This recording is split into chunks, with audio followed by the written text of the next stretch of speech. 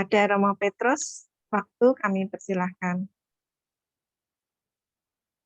Terima kasih kepada Ibu Vero yang sudah memberikan pengantar. Tema yang hendak saya bagikan pada malam ini adalah rabi atau bisa disebut dengan guru, kemudian bapa, dan pemimpin. Tentu tema ini mengambil dari bacaan Injil hari ini, yaitu dari Injil Matius bab 23 ayat 1 sampai 12. Seperti biasa saya ingin memberikan beberapa poin untuk pengantar supaya kita bisa masuk lebih dalam berkaitan dengan tema ini. Yang pertama, masing-masing tentu punya yang namanya posisi dan pengaruh. Nah, pada bagian ini saya mau langsung tanya saja kepada Ibu Vero. Kebetulan ini teman host saya ini kan malam ini. Kira-kira Bu Vero itu pernah enggak jadi pemimpin? Bisa dijawab Bu Vero. Tuhan pernah, Romo. Oh gitu ya. Iya. Terus gimana rasanya jadi pemimpin?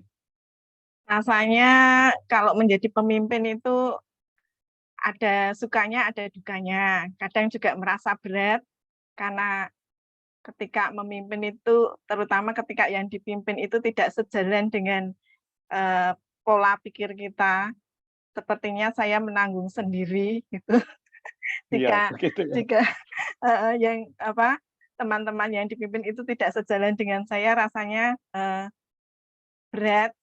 Tapi juga ada sukacitanya ketika saya bisa memimpin teman-teman dalam suatu acara atau suatu rencana yang saya alami. Ada sukacita di situ, Romo. Setelah semuanya selesai. Gitu. Kadang juga saya merasa ada suatu kayak mempunyai rasa berkuasa gitu, Romo, ketika menjadi pemimpin itu. Pengennya semua harus terpusat pada diri saya. Itu yang pernah saya alami. Gitu, Romo. Iya. Terima kasih Bu Vero, tentu Ya. dari sekian yang ikut dalam acara virtual ini setidaknya pernah ya menjadi seorang pemimpin, dan nanti saya banyak berbicara tentang kata posisi dan pengaruh itu di situ, nanti saya akan menyebut banyak istilah ini. Yang jelas kita pernah menjadi yang namanya pemimpin itu. Nah, di sini tema yang saya tawarkan memang rabi itu kan fokusnya memang sebagai pengajar, ya, sebagai pengajar, kemudian sebagai pendidik, kemudian sebagai orang atau sebagai mentor atau trainer, instruktur, jadi macam-macam ya. Jadi fungsi dari rabi sebagai guru itu. Kemudian bapak tentu sebagai penuntun, ya, seorang bapak yang baik itu menjadi penuntun. Kemudian pemimpin seperti yang tadi disampaikan secara singkat oleh Ibu Vero, salah satunya adalah benar-benar diberi tanggung jawab untuk mengarahkan. Nah, di poin pengantar ini ya memang disitulah yang jelas kita punya posisi dan pengaruh. Hanya saja memang semua posisi dan pengaruh itu ada keterbatasan. Nah, nanti kita akan lihat soal keterbatasannya itu. Kemudian yang kedua, karena punya posisi dan pengaruh, maka biasanya sebagai seorang pemimpin atau sebagai rabi, sebagai bapak, itu tahu aturan. Ya, kalau pemimpin tidak tahu aturan, terus bagaimana? Yang kita pimpin ya nanti karena tidak, yang pemimpinnya saja tidak tahu aturan, ya nanti kemudian yang dipimpin juga tidak tahu yang namanya aturan. Maka ketika kita menjadi pemimpin, yaitu punya posisi dan pengaruh itu, ya kita tahu aturan. Dan biasanya seorang pemimpin tentu bertugas mengatur ya masyarakat atau komunitas atau siapa saja yang dipimpinnya. Yang jelas dia tahu aturan dan tahu bagaimana mengimplementasikan aturan itu. Nah, di sini nanti kita akan lihat juga bahwa kritikan dari Yesus, ya, kritikan dari Yesus adalah yang disebutkan yaitu rabi, bapa, pemimpin yang disebutkan dalam Injil hari ini adalah mereka sudah ada aturan, tapi kemudian mereka buat aturan sendiri.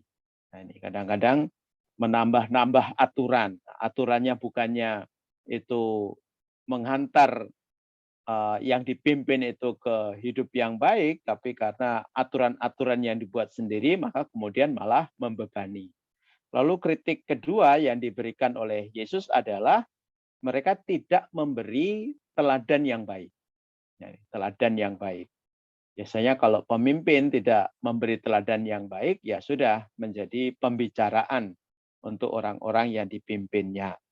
Lalu kritik berikutnya yang disampaikan oleh Yesus adalah yang diajarkan tidak dilakukan. Nah, yang diajarkan tidak dilakukan. Maka ketika kita punya pemimpin yang semacam ini, ya reaksinya macam-macam. Ya bisa marah, kemudian menjadi tidak sabar, menjadi gemes, atau muncul yang namanya reaksi-reaksi yang lain. Nah, itu beberapa pengantar untuk melihat kurang lebih tema kita malam ini berkaitan dengan rabi, kemudian bapa, dan pemimpin. Nah, sekarang kita coba melihat apa yang mau kita sampaikan di sini.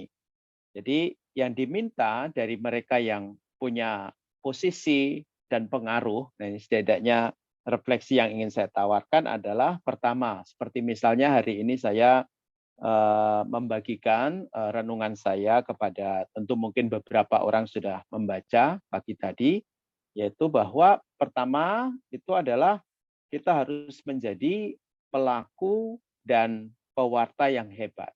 Ya, pelaku dan pewarta yang hebat. Dan saya kira untuk yang semacam ini kita mempunyai banyak contoh ya. Tentu saudara-saudari juga bisa menyebut ya contoh-contoh ya orang yang benar-benar menjadi pewarta dan pelaku dari sabda Tuhan yang kita kadang-kadang mengatakan, wah si A hebat, si B hebat, si C hebat, dan seterusnya. Lalu kemudian yang diminta juga adalah kita punya seorang rabi, seorang guru, seorang bapa, dan pemimpin yang hebat. Ini juga tidak kurang di tengah masyarakat kita. Selalu saja ada orang-orang yang benar-benar punya posisi yang seperti yang saya sebutkan tadi. Dia adalah guru yang hebat, dia adalah seorang bapa yang hebat, dia adalah seorang pemimpin yang hebat. Salah satunya misalnya saya menyebut bapak saya misalnya, karena bapak saya itu seorang guru.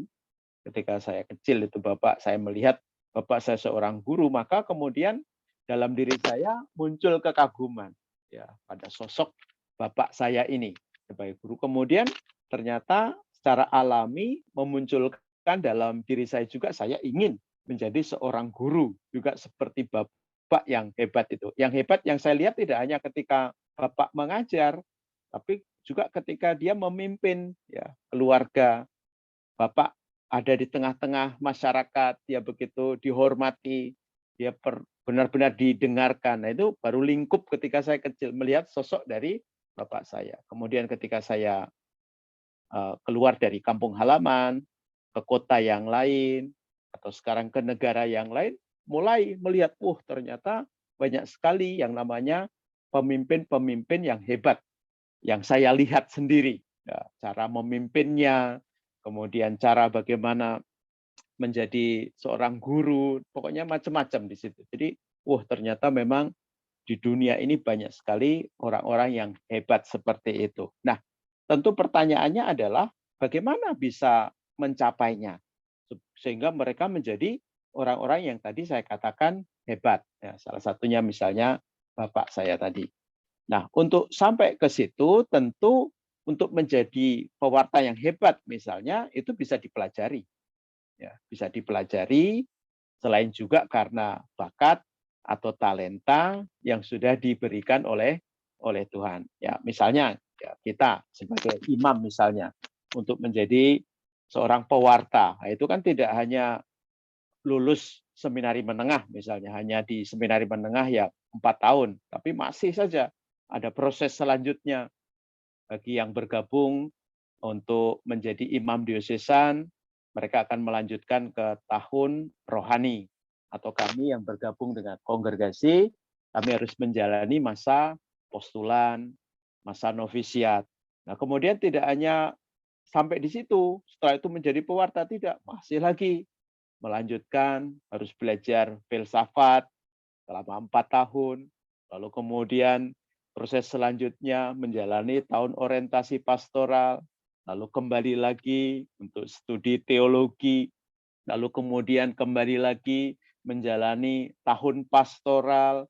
Nah, kemudian ketika nanti dianggap layak, kemudian menjadi seorang diakon, lalu harus persiapan lagi 6 sampai 7 bulan, baru kemudian ditabiskan menjadi imam. Bayangkan proses yang dijalankan itu panjang sekali. Itu baru dari sisi pendidikannya. Padahal dalam pendidikan seorang imam ada 4 aspek yang harus dijalani dan harus matang. Sehingga kemudian para pemimpin memutuskan, oh si A, si B, si C, dan seterusnya ini layak untuk menjadi seorang imam. Artinya dia layak menjadi seorang pewarta, qualified untuk menjadi seorang pewarta. Hanya saja tentu kita sendiri sadar, saya sadar, menjadi pewarta tidak hanya kemudian, oh setelah ditabiskan, oke, sudah siap menjadi pewarta yang hebat. Oh ternyata masih terus belajar lagi, dan saya berani mengatakan ya memang harus terus update ya, terus update melihat situasi yang terjadi di tengah dunia ini. Sehingga memang kemudian dengan sendirinya semakin matang untuk menjadi seorang pewarta. Nah, tentu tidak hanya saya fokus kepada imam saja, tapi juga kita lihat saudara-saudari misalnya tidak kurang juga kita melihat beberapa anak-anak yang punya talenta, punya bakat, yaitu ya, punya talenta, punya bakat. Kita lihat program-program di televisi, yaitu ya, Look Idol atau Master Chef atau apalah yang ada di itu juga adalah orang-orang yang hebat ya, punya quality, punya bakat yang akhirnya kemudian diakui oleh masyarakat seperti itu. Sehingga kemudian dari bakat yang mereka punyai lalu mereka menjadi juara misalnya seperti itu. Nah, kemudian bisa benar-benar membuat kita menjadi kagum. Misalnya sebagai contoh saja kalau yang mengikuti postingan-postingan saya itu sampai kagum dengan salah satu anak Katolik ya yang masih muda, 18 tahun yang menjadi juara Idol tahun 2020 yaitu Leodra Margareta Ginting itu. Itu luar biasa. Ini benar-benar menjadi salah satu inspirasi bagi anak muda, inspirasi bagi anak muda dan saya mengikuti apa yang dia lakukan dan benar-benar dia kualitas yang luar biasa, bakat yang diberikan oleh Tuhan dan dia menyadari betul ini kayak a gift juga. Jadi a gift yang diberikan oleh Tuhan sehingga dia menjadi inspirasi bagi banyak orang. Maka saudara-saudari kembali dengan apa yang saya katakan berkaitan untuk menjadi pewarta atau idol yang hebat seperti itu memang bisa dipelajari. Ya, bisa dipelajari. Sungguh bisa dipelajari dengan kerja keras. Nah, kemudian untuk menjadi pelaku sabda yang hebat ya ini harus dihidupi. Atau saya berani mengatakan harus diyakini. Kita yakin betul. Misalnya dari pengalaman saya membagikan sabda itu kan bertahun-tahun. Dan itu membuat hidup saya itu semakin hari ini tidak hanya setiap minggu atau 1 bulan, tidak, itu setiap hari. Atau bahkan kalau misalnya mau lebih heboh lagi mengatakan mungkin setiap detik. Setiap detik itu saya sampai dibuat kagum dengan yang namanya sabda Tuhan. Kalau misalnya saya misalnya diberi waktu hanya untuk merenungkan sabda Tuhan saja, wah saya akan senang itu. Karena memang sabda Tuhan ini tidak pernah habis untuk digali. Benar yang dikatakan dalam tradisi perjanjian lama itu, orang yang mendengarkan sabda Tuhan itu seperti Natanael di bawah pohon itu. Jadi memang Tuhan kayak memberi yang namanya karunia yang luar biasa yang diberikan kepada kita. Maka menjadi pelaku sabda yang hebat memang harus dihidupi, harus diyakini. Dan ternyata untuk menghidupi dan sekaligus meyakini ini ada dua kata yang menurut saya ini kuat sekali, yang saya coba renungkan terus ini. Kita harus disiplin dan tekun. Nah, ketika saya mempelajari Santo Santa, itu ternyata mereka bisa sampai kepada pengalaman seperti itu adalah benar-benar dia itu disiplin, dia itu tekun. Minta maaf ini ada yang bertanya laptopnya, saya tidak pakai laptop ya, saya tidak pakai laptop, saya pakai HP aja ini. Terima kasih.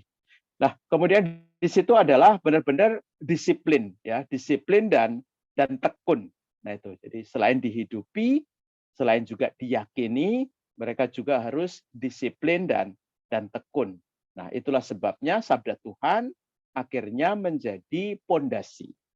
Nah, saya bisa membayangkan kalau misalnya kita, orang-orang Katolik ini, murid-murid Kristus, ketika di awal hari, ya bangun tidur, kita punya pondasinya itu adalah mendengarkan sabda Tuhan, mungkin saya membayangkan juga hidup kita akan menjadi benar-benar kuat, menjadi benar-benar kokoh, apalagi dalam kelompok kita ini juga setiap malam kalau tidak salah ada banyak imam yang membantu kita untuk merenungkan sabda Tuhan. Saya kira ini ada hal yang positif yang kita dapatkan sehingga kita menjadi sangat kuat di situ. Nah, kemudian baru di situ kita melihat kritik Yesus itu sangat keras dan tajam. Jadi kalau kita sudah mulai membaca bagian ini, Matius juga di bagian yang lain, karena ini secara sinoptik, itu ada di Matius, kemudian Markus dan Lukas, memang kalau kita membaca kata, kalimat yang disampaikan oleh sangat keras sekali. Kadang-kadang saya kalau membaca bagian ini, kadang-kadang saya kayak kata-kata Yesus itu diarahkan ke saya. Kebetulan saya adalah pewarta, saya seorang imam, ya toh. Itu jadi semacam tidak melihat yang lain, tapi semacam Yesus itu juga diarahkan kepada saya. Jadi kritikan itu juga diarahkan kepada saya. Dan mari kita lihat apa yang disampaikan oleh Yesus. Salah satunya misalnya, ikuti apa yang mereka ajarkan, tetapi jangan ikuti tingkah lakunya. Ini kan satu yang kata-kata kritik yang tajam, yang luar biasa. Mengapa? Nah, ini yang mau saya lihat beberapa. Inilah godaan dari yang punya posisi dan pengaruh. Mereka yang punya posisi dan kuasa. Satu, popularitas. Nah, kalau misalnya menjadi pewarta atau pelaku sabda Tuhan, yang dicari adalah popularitas, yaitu, maka di situ ya sudah, ini ada satu warning yang sangat luar biasa. Dan godaan untuk menjadi populer ini sangat kuat. Karena orang dipuja dan dipuji, orang dikatakan hebat, orang dikagumi. Nah, kemudian ternyata ini godaan ya, yang membuat kemudian lupa. Nah, kemudian ada istilah selebritis lah, atau di kalangan kita juga romo selebritis lah, atau apalah sebutan-sebutannya yang menyebut ya itu tadi tidak bisa menghindari ya karena populer ya, populer seperti itu. Tapi ini adalah godaan. Ya, godaan. Jadi popularitas ini godaan. Lalu yang kedua adalah ini, minta dihormati. Ini godaan yang luar biasa juga dan bisa juga kita alami, bisa Mosan alami juga. Ya, akhirnya minta dihormati, tidak menghormati tapi minta dihormati. Nah, kemudian yang berikutnya ini mengapa Yesus menyampaikan kritik kepada mereka? Karena mereka rebutan posisi, rebutan jabatan, ya.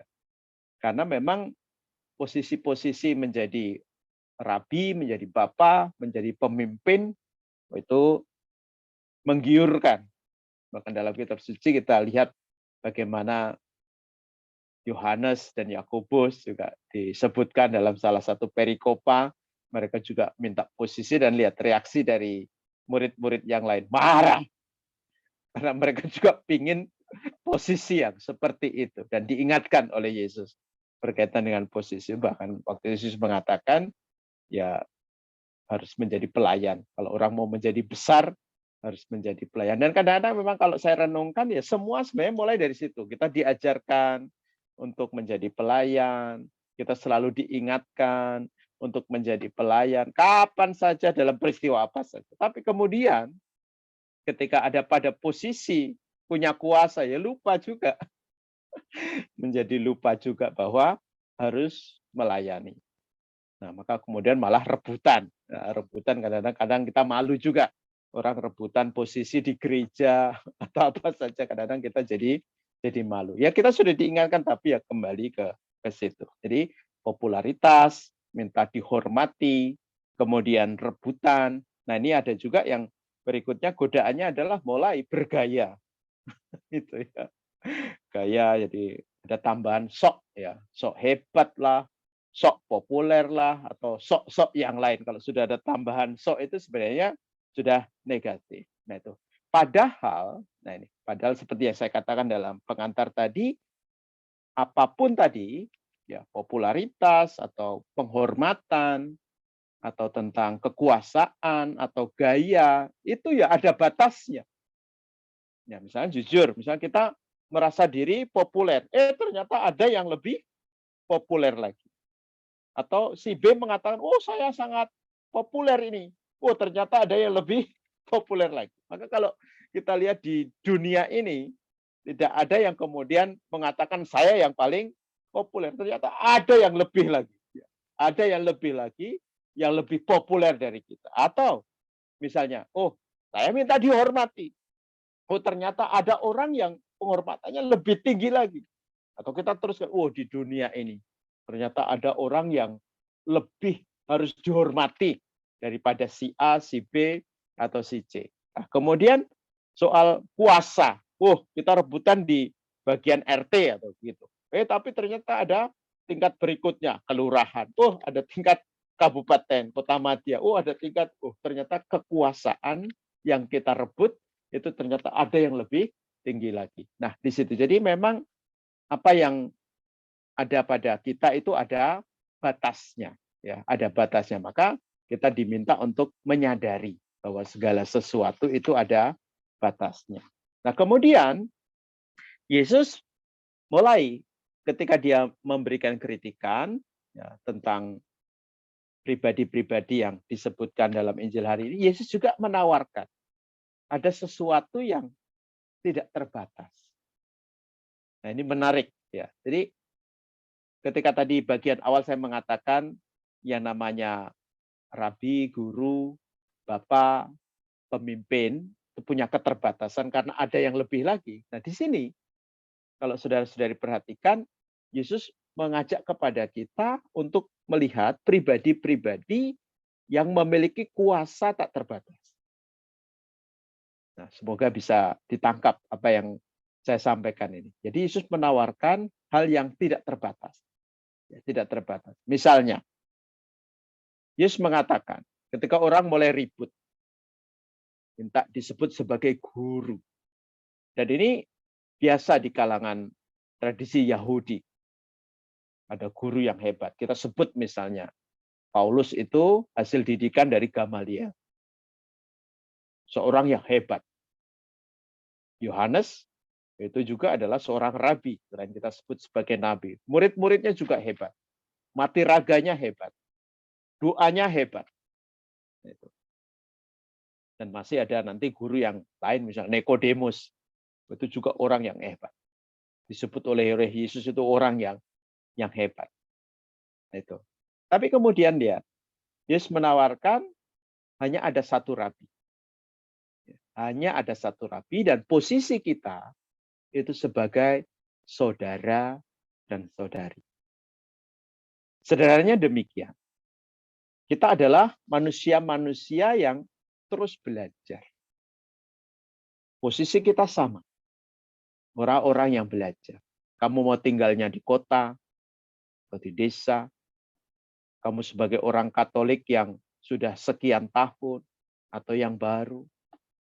Atau dalam gereja kamu menjadi ini atau itu, seksi ini, seksi itu. Atau di dewan paroki atau pelayanan ini dan itu. Yesus mengajak kepada kita, you semua itu saudara dan saudari. Sama-sama belajar. Tidak ada yang lebih, tidak ada yang kurang. Mungkin dari pengetahuan atau pengalaman, iya.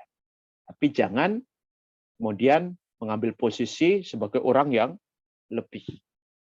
Tapi tetap Kamu adalah saudara dan saudari. Kita punya hanya satu rabi yang terus mengajar kita kepada kebenaran dan keselamatan. Dan satu rabi ini kekuasaannya tidak terbatas. Mau 2000 tahun yang lalu sampai nanti hingga kedatangan yang kedua, rabi ini akan fokusnya mengajarkan kepada kita tentang kebenaran dan keselamatan. Satu rabi itu. Dan kita semua yang berziarah ini sebagai saudara dan saudari. Nah, kemudian yang berikutnya adalah satu Bapa. Dan yang lain adalah anak-anaknya. Anak-anak Allah. Ya, sebagai contoh misalnya, kita ketika bergabung dalam gereja Katolik, lalu apa privilege yang kita dapatkan? Salah satunya adalah kita menjadi anak-anak Allah. Oh, ini status yang luar biasa. Untuk mendapatkan status sebagai anak-anak Allah ini, karena kita punya Bapa. Nah, kalau misalnya kita menyebut Bapa, ini Bapa yang baik, yang dalam tafsir disebut Bapa yang memberi hujan kepada siapa saja, tidak pilih kasih. Bapa yang memberikan kebaikan kepada siapa saja, tidak pilih kasih. Bapa yang senantiasa menyertai, melindungi kepada siapa saja, tidak pilih kasih. Jadi ketika semua orang di dunia ini atau agama apapun menyebut Bapa ini, dia adalah Bapa yang baik. Dan posisi kita adalah sebagai anak-anaknya. Anak-anaknya. Begitu. Nah, kemudian yang berikutnya adalah satu pemimpin. Tadi saya bicara tentang, banyak sekali pemimpin. Banyak sekali orang yang berebut untuk menjadi pemimpin. Dan Yesus juga memberikan kritikan tentang posisi pemimpin. Dan di sini Yesus mengatakan hanya ada satu pemimpin. Yaitu Kristus. The Messiah. Kalau Petrus mengatakan dalam pengakuannya, engkaulah Kristus yang hidup. Jadi benar-benar di sini pemimpin yang tidak punya kekuasaan yang terbatas. Nah, jadi Yesus bicara tentang satu rabi, satu Bapa, satu pemimpin yang kekuasaannya itu tidak terbatas. Dan kita mengakui itu. Nah, maka disinilah beberapa refleksi yang ingin saya berikan supaya kita punya gambaran yang jelas. Refleksi pertama adalah saat kita punya posisi dan pengaruh. Maka perhatikan apa yang kita ucapkan dan apa yang kita ajarkan. Siapapun lah, saya termasuk di dalam. Ketika saya menjadi pemimpin, ketika saya dipercaya menjadi pemimpin, ketika saya diberi tanggung jawab menjadi pemimpin, ketika saya diberi kesempatan menjadi pemimpin, maka yang harus diperhatikan adalah apa yang diucapkan dan apa yang diajarkan. Lalu yang berikutnya, saat kita punya posisi dan kedudukan, maka harus jadi teladan bila berada di depan. Ya, karena memang pemimpin ini ya istilahnya ya menentukan itu. Jadi ketika dia di depan benar-benar menjadi teladan. Bisa kita lihat dalam acara apapun lah, entah posisi duduknya, atau di acara-acara itu biasanya di acara-acara awal pasti pemimpin yang akan menyampaikan sesuatu. Tapi yang mau saya katakan adalah ketika kita punya posisi dan pengaruh, ketika kita berada di depan, itu kita benar-benar kemudian menjadi yang namanya teladan. Nah, kemudian ketika dia menjadi pemimpin, nah di situ dia harus menjiwai. Dia harus menghidupi dengan baik tentang leadership-nya itu. Tentang kepemimpinannya itu. Nah, dan di sini kalau misalnya kita ulas ya banyak sekali. Tapi poin yang mau saya sampaikan adalah dia benar-benar tahu posisinya. Dia menjiwai, dia menghidupi bahwa memang dirinya itu dipilih menjadi seorang pemimpin. Tentu banyak syarat-syarat yang ada di situ. Mengapa dia menjadi seorang pemimpin. Nah, kemudian sebagai seorang pemimpin ya memang tidak hanya ada di depan. Nah, kalau tadi saya katakan kalau di depan ya memberi teladan, tapi kan tidak harus selalu berada di depan. Nah, dia juga harus mendorong. Dia memberikan semangat ketika dia ada di belakang. Untuk orang-orang yang dipimpinnya itu persis seperti yang dilakukan oleh Yesus. Jadi kalau dinamika yang dilakukan oleh Yesus dalam kitab suci itu ketiganya ini ada. Jadi ketika dia berada di depan benar-benar dia memimpin itu 12 rasul. Dan itu berkeliling dari desa ke desa, kota ke kota selama 3 tahun. Benar-benar para murid itu ikut betul. Itu. Apa yang Yesus jalan ke sana dia ikut. Ke sana kemari dia ikut. Dan Yesus juga menjiwai dalam saat-saat kritis. Yesus langsung benar-benar tampil di situ. Menenangkan para murid. Dan banyak tuh kisah-kisah para murid ketika sedang berada di tengah danau, ada badai. Dengan tenang Yesus mengatakan, "Hei, angin tenang." Dan tenang, semua orang kagum. Seperti itu. Jadi Yesus benar-benar menjiwai di situ. Dan ketika dia ada di belakang, dia mendorong para murid. Dia mengutus para murid berdua-dua. Dia mengutus para murid untuk mendahului ke kota-kota yang akan dilewatinya. Tapi juga tidak hanya sekedar mengutus, dia memberi juga kuasa. Dia membekali para murid. Jadi dia dorong itu. Dan mereka mengalami sendiri. Ketika pulang mereka, wah Tuhan, benar-benar Tuhan, kuasa yang kau berikan membantu kami. Orang sakit disembuhkan, setan-setan lari. Tapi Yesus akhirnya juga mengatakan, yang buat sukacita tidak itu, tapi namamu itu dicatat di surga. Jadi benar-benar di situ dinamika yang dilakukan. Jangan sampai kemudian menjadi power syndrome. Nah ini yang bahaya. Ya, menjadi power syndrome. Ini selalu ada saja cerita berkaitan dengan power syndrome ini. Dan itu nanti kalau misalnya ada yang mau bercerita silahkan. Karena memang power syndrome ini alami juga. Ya, power syndrome ini berbahaya juga. Dan kalau istilah negatifnya ya sudah, karena power syndrome kadang-kadang sudah tidak berkuasa, tidak mempunyai pengaruh, lalu menjadi nyinyir. Nah, seperti itu. Dan itu biasa terjadi di tengah masyarakat. Maka sebagai penutup saya mau mengatakan demikian, ingat apapun posisi dan pengaruh kita itu ada batasnya. Ada batasnya. Tetapi ada posisi dan pengaruh yang tidak terbatas. Yang membawa hidup kita kepada hidup yang kekal dan yang tak terbatas. Itu juga ditawarkan oleh Yesus.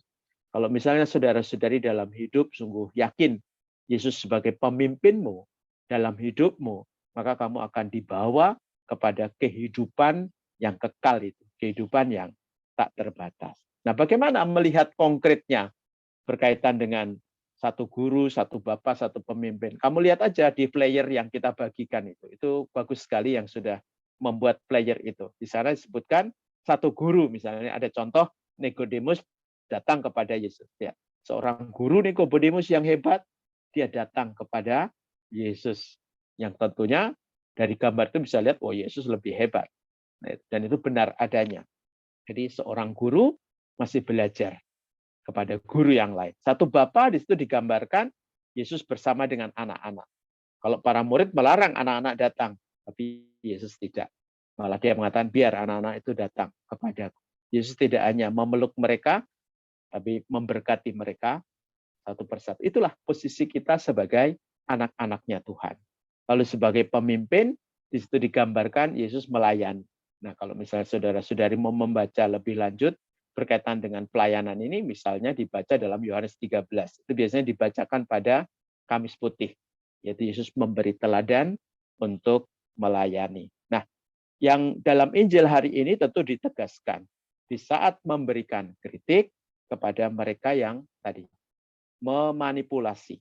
Yang namanya posisi dan pengaruhnya. Ketika kekuasaan itu mulai dimanipulasi, maka di sini Yesus hadir untuk memberikan kritikan. Dan bahkan dia mengatakan, ikuti saja apa yang mereka ajarkan, tapi jangan ikuti apa yang mereka lakukan. Karena mereka telah memanipulasi yang namanya posisi dan pengaruh. Mereka sudah memanipulasi apa yang disebut dengan rabi, bapa, dan pemimpin. Begitu saja yang bisa saya berikan untuk 30 menit waktu yang diberikan kepada saya. Terima kasih.